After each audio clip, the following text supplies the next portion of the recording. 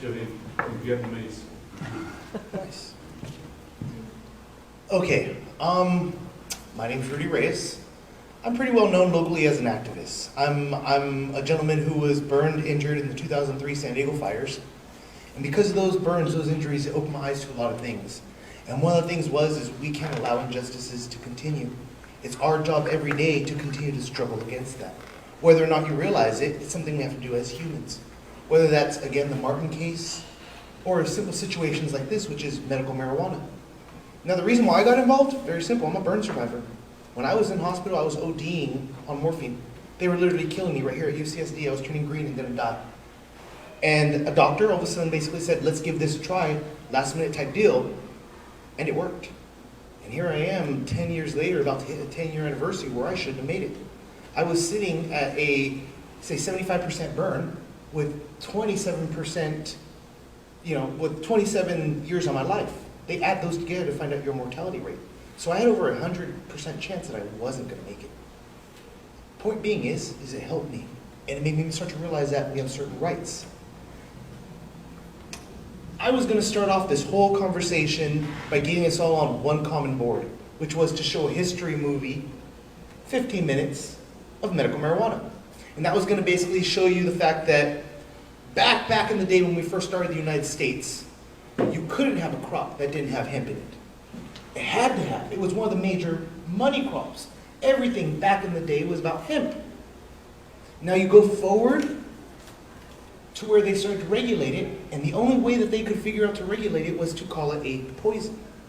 And in calling it a poison, they could at least say that it had some effect on your body. And that was the next way that they regulated in certain states. Going forward now in time, the next regulation that hit on it was putting a federal tax stamp on this. And that was actually a ploy that they learned from firearms. They figured that in the firearms, if they put a tax stamp on it for you to transfer it to another person or to be able to sell it, they could restrict how it was sold. So same thing went here. The only difference in the restriction was they just never really printed the tax stamp. So you couldn't get it. And it costed at least a few $1,000s to get. And when you're talking 1950s, 1940s, it's a lot of money. Okay? But let's realize, before that point, this was being used as a huge pharmaceutical. A lot of people took it, down to the queen herself was using it for her menstrual cycle. And this is very well known throughout history. Now let me apologize, I didn't tell you guys I have 2 degrees in archaeology. I know history very well. So I'm going to be able to skim it for you guys real fast and give you a general idea. I've brought a panel ahead of you, as you see, and I'm going to give, like, the idea behind KNSJ is, I want to give each person a chance to tell you their story. Not just my story, but every person a chance here to tell you their story. But going back to the point here, so now we're at the point where the federal government has said it's illegal, we've used this tax stamp to make it illegal, but here in California, we've allowed for medical use.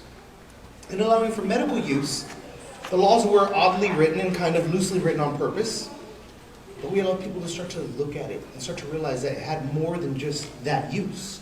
It had more than just the idea that druggies were using this. There were actual viable people, cancer, AIDS, burns, who could really use this. And it could really improve their life. Okay, so going from that point, from there, all of a sudden these other states started to see what California was doing. And we had other states that started to go medical. Much less medical. Now we've gone 2 that have gone completely legalized. Washington and Colorado, just in the last election, completely legalized this. Okay? Now, normally I wouldn't say I'm willing to speak on complete legalization, but the fact is, I think it's coming down the board either way you look at it. If you look at what's happening across the states, and this is now my opinion, we're going to go to state rights. Whatever your state says is its right, I think the federal government is going to eventually back down to and bow to. My opinion, though. Okay. Now I'm going to kind of say we've got a general idea or history of what marijuana is in the United States. So let's talk San Diego. Let's try to get a little more, into our own circle. Well, in San Diego, before there was me, there was another gentleman by the name of Stephen McWilliams. I don't know if a few of you remember. He was an activist. Literally go on TV and give out 3 grams of weed if you could prove your medical marijuana right there in front of City Hall. He'd do that on purpose. He was hardcore. Okay? And you'll understand why I say he was hardcore, because he got caught into federal prosecution, and in the federal prosecution, it turned into him not being allowed to use anything. That turned into such a pain that he eventually OD'd on N.O.R.M.L. He's the only person that they can say has OD'd on marijuana. But that was N.O.R.M.L. N.O.R.M.L is a synthetic. It is not marijuana per se. It is man-made derivative of. So therefore, that man-made version that they're telling us is all safe and good and all, no, it's not. And I've learned from a personal friend who I knew, Steve. He taught me a lot of what I know. And if it wasn't for him coming and meeting me bedside when I was in the hospital, I don't think I'd be the activist we're talking to today either. So going back, Steve was around. And Steve was trying to show us that, yeah, we have these rights. And yeah, we can invoke them. But he even warned us about this dispensary issue and told us, look, with the dispensary issues, we got to be careful. Not everybody's going to be in bed with it. Not everybody's going to like it. And as soon as people start to see, it's going to turn into other ramifications. That's what we're dealing with in San Diego.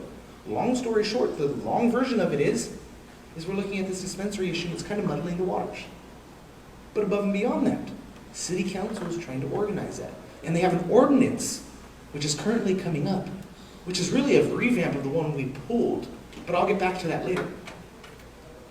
Point being is here in San Diego, we've had a long history of medical marijuana being very prevalent and the activists being very strong in moving things, especially when it comes to politicians. Unfortunately, the politicians like to drag their feet. Here we are, medical marijuana passed in California in 1996, right? And we still don't have any regulations in San Diego. Still don't. We're talking 16 years later. And we still don't have anything. Why is that? The politicians are dragging their feet. That's the dang truth. They refuse to really touch it or do anything with it. And then when one politician jumps on it, another one jumps against him, and it turns into a big old fight. So, going on. Now we get into where I start to get into the story. Steve McWilliams was stepping out of the battle, getting into his federal prosecutions. And I'm just starting to get into it because I'm the burn survivor, starting to realize that this can help me out and do all that good stuff for me. And I'm starting to get into being an activist and getting all of this stuff. And next thing we know, they started to do these raids. And in these raids, what they really do is they come, take, steal, whether that's your money, your product, or your medicine, legally. Because under DEA laws, anything that they find with drugs is seizured. Search seizure laws apply, and they can just take it. It becomes part of their assets. We're easy targets. Once you realize that, you start to see what's really happening. They'll let us set up shop. Go ahead, get yourself set up. And then we'll come and take everything you have, freeze all your accounts, make sure it's in our pockets.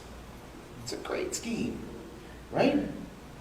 So I started to go to councils. I started to go to these county supervisors meetings and see what they were doing. And really the honest truth is they just hold the prejudice against us, and they're not going to change that, and that's the way it is. It's their, so long as they're in that seat. So I decided to run against them.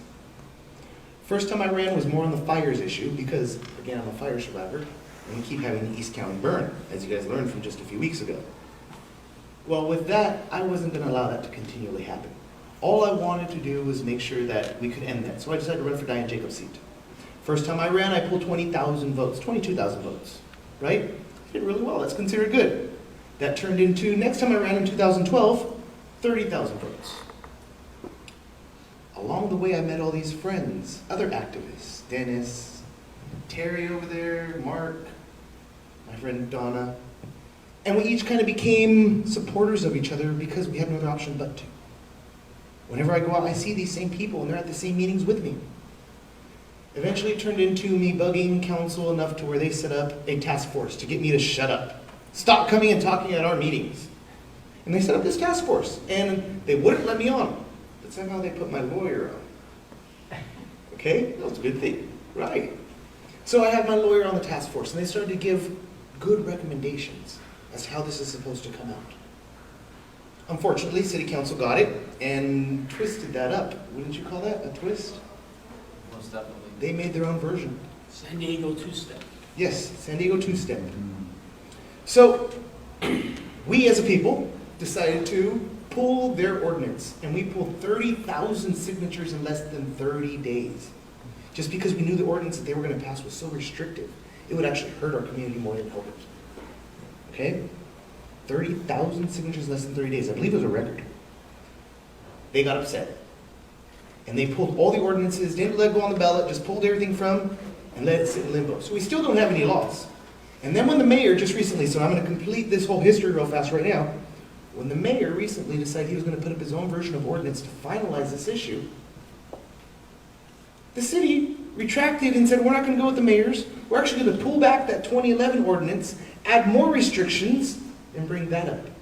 And that's what's supposed to come up in just a few weeks in front of council. Okay? Now you're up to date. Now you know kind of what's happening in San Diego, much less on that bigger picture. Now I'm going to allow my friend Mark to speak, because he's got an interesting story of what he had to go through on that task force I referred to. And on top of that, he's a lawyer. I mean, I couldn't do any better than what he has to say on the subject. He's gone through stories beyond stories and helped people get out of a lot of troubles or potential troubles. So I'm going to turn it over to Mark and allow him to do it. Thanks, Rudy. Just one thing, I'm not an activist, but I am a lawyer, and I do care a lot about patients and what's right. Recently, the Supreme Court ruling on gay marriage should give a little bit of hope to patients, medical marijuana patients, because the will of the voters will eventually rule. We spent a lot of time on the task force, and as Rudy said, the city council did not listen to a thing we told them. We actually had several task force members that turned around. I think that they were put on the task force to disagree with the ordinance and try to torpedo it, and instead they turned on the side of the patients, because they went to collectives, they talked to patients, and they learned that this is not a bad thing, this is great for the community. During the period that the dispensaries were open, DUIs went down, alcohol consumption went down. I think DUIs went down 10%. So there's no question of the validity of what you're standing for and what you care for and what you're pushing. The problem, as I see it from a pragmatic standpoint, is what Rudy just said: the tail is wagging the dog. We have politicians digging their heels in, preventing what the will of the voters is. 80% of Americans are in favor of medical marijuana. 80%. 54% support outright legalization. I mean, in 1996, people told me it'll never work, it'll never get legalized. Well, I guess they were wrong. And a lot of that is due to all of your activism. What I see as the final solution is for the voters to get together again and to get another ordinance in the city of San Diego and tell the politicians, this is what we want, this is it, and constitutionally, they can't mess with it. When the People versus Kelly case came down from the Supreme Court, local municipalities and counties were trying to limit numbers of plants, limit quantities of possession of medicine. And the Kelly's case said, the power of the people to create a defense, you can't legislatively come in and limit that defense with plant numbers. Very simple legal principle. That's why I'm saying the voters need to get together, and you all need to unify and put the past, whatever, behind yourselves and unify and get something on the ballot, because the voters will support you. Juries are in favor of medical marijuana. You walk into court as a defendant, you're looking better than ever. So thanks, Rudy. Thank you all for your support, everyone. N.O.R.M.L and A.S.A. And the PCA that did the ordinance prior. Everyone's effort is amazing, and you're on a winning team. You just need to be all in the same boat. Thanks. Okay, my next friend, who should be in the second seat, but it'll work out. He's a reporter.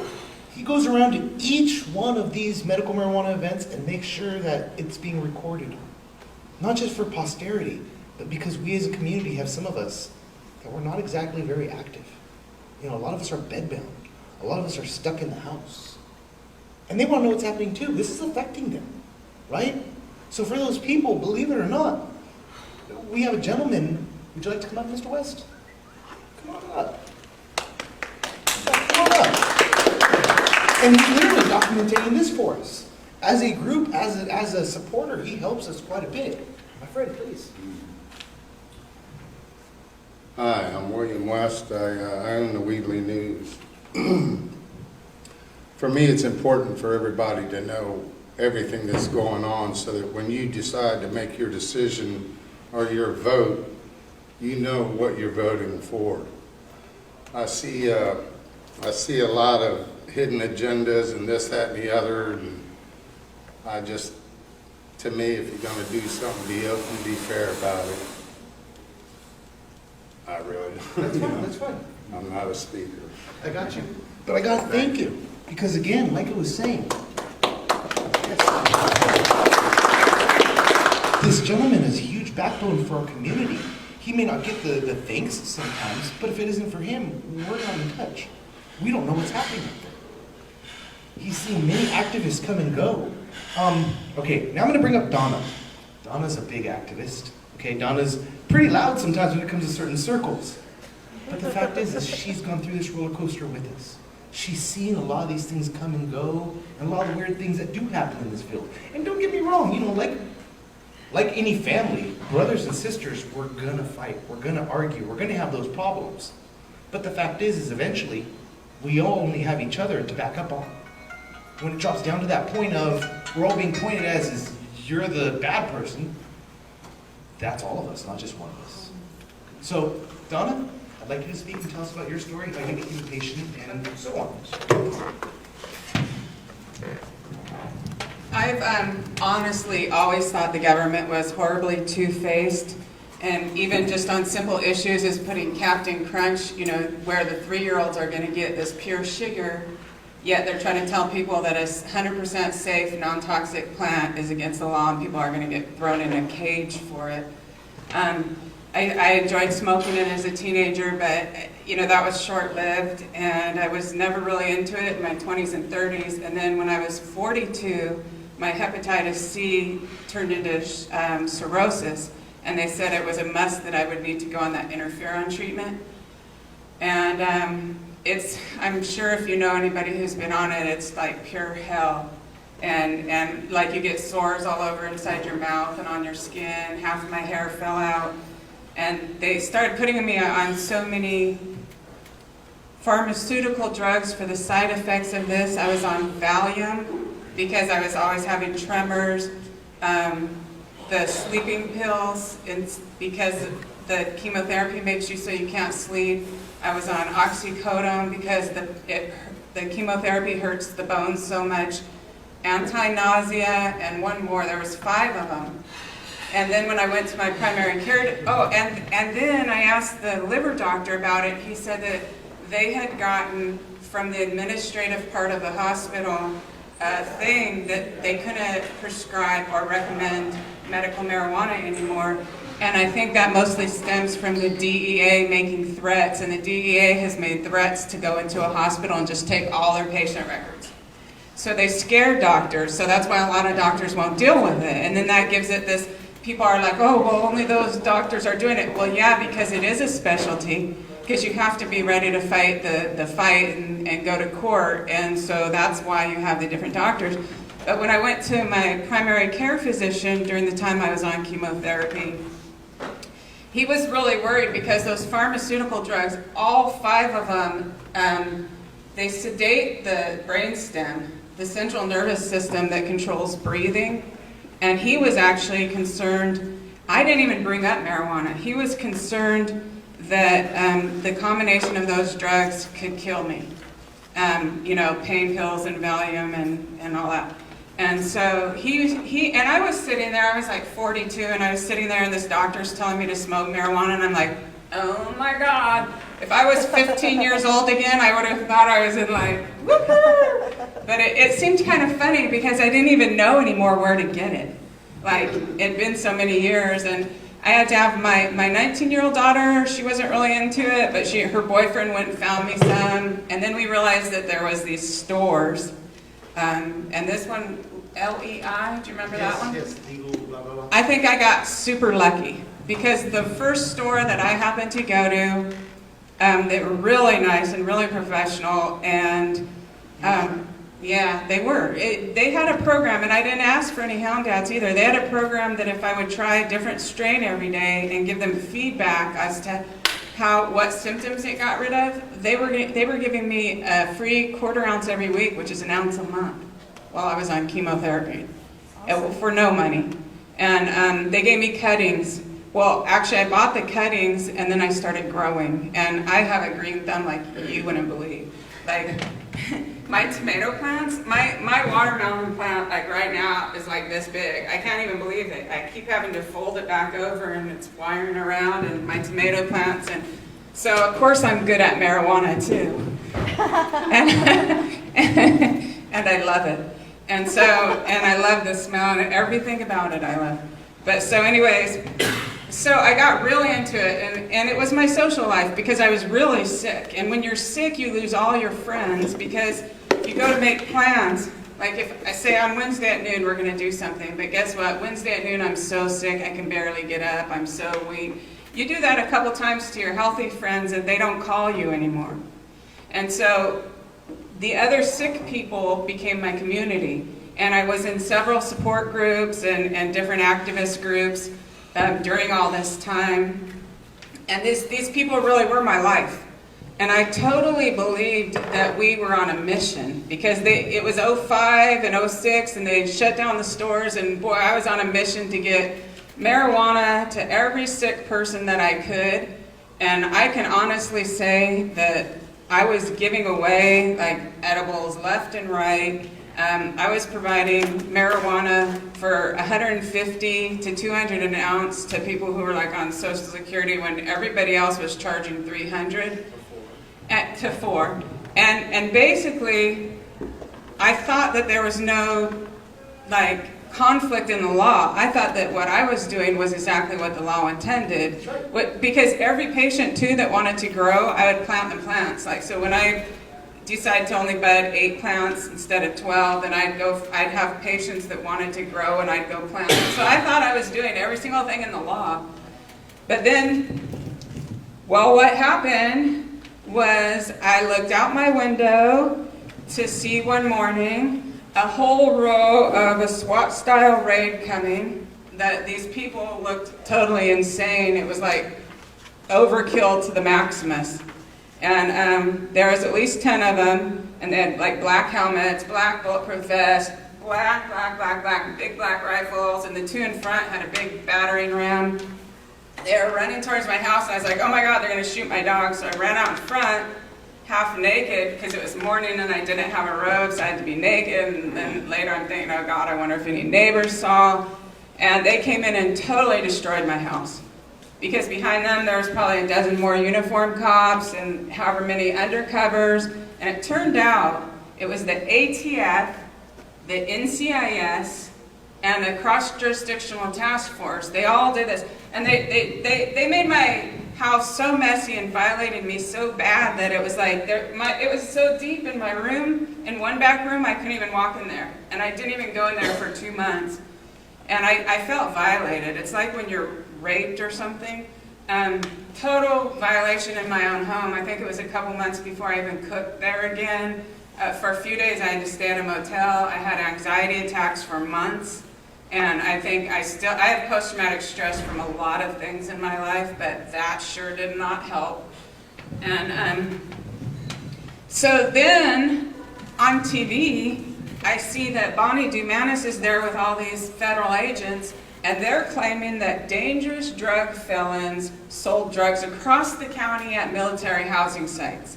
And I'm like, oh no, wait a minute, because I happened to get hold of the list of people that got arrested, and I called them all, and guess what? They all went to this house in Pacific Beach. And it wasn't even on a military housing site. Apparently the Navy happened to own this house in Pacific Beach. So this whole stage show they did was a lie. And when I got my discovery, it said Operation Green RX, which is, medical. And I'm like, wait a minute, an operation to attack medical marijuana? Medical marijuana that was legalized in 1996? Using federal agents and lying? Oh, okay. And so that awoke me to a whole new world of how the government is subverting state law. They do it they pull in feds and they raid houses. And every time they want to attack medical marijuana, they throw in a couple feds. Because then it no longer matters if it's state law or federal law. See? And they can kick in your door, rip up your plants, smash your things. Oh, and guess what? If they happen to get lucky and get some money, guess what? They get to have a cigar and beer party at the golf course with your money they stole. Because it's called discretionary funds, right? And search and seizure. So they go to your house, they have what considers to be illegal drugs, which it's not, except for they threw a Fed in there. And then they take your money, your camera, your shoes. I know they even took this girl's high heel shoes. I mean, it's like, really? Okay, so, but then they get a party with your money. So when they seize money, it goes into discretionary funds. Then I'll just cut away to the prison guards union, who is the strongest union in the state, I think, as we speak, and they love the overtime and the pay, and the private prison system, and they all are lobbying for longer prison sentences, and come on, feed the system, okay? And then you have the district attorney's office, who plotted the whole Operation Green RX. For political purposes to look good. For political purposes, for one thing, yeah, because they wanted to be the staging ground to overturn state law Ran for mayor. in San Diego. That was what they even said. It started in 2005, the plot to overturn the state law here.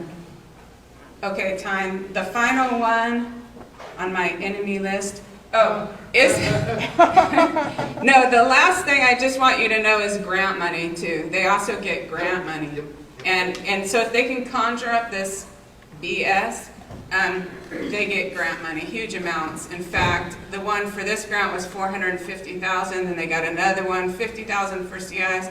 Mark Blumel was one attorney that volunteered for free to help me, and he estimated that they probably spent $250,000 on my case, which was 9 felonies of overcharging, and it ended up being a misdemeanor after a 19-month court battle, which also, that's the last thing I want to say, is when you are a medical marijuana patient who's fighting an illness, it aggravates it. Anyone knows that stress, makes your illness worse?